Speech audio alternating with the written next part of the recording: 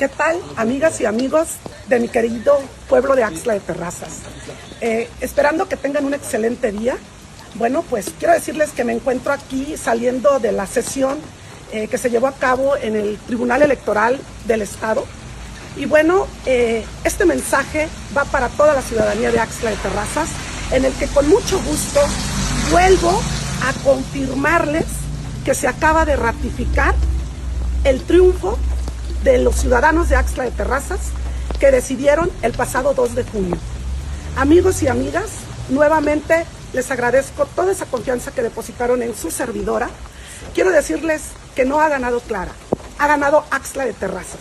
Quiero que estén tranquilos, sabemos que fue un trabajo limpio y la verdad siempre va a salir a la luz.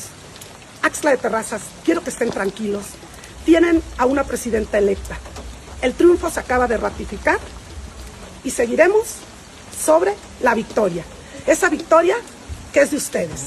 Les mando un abrazo para todos y bueno, nos estaremos viendo pronto. Gracias. Bendiciones para todos.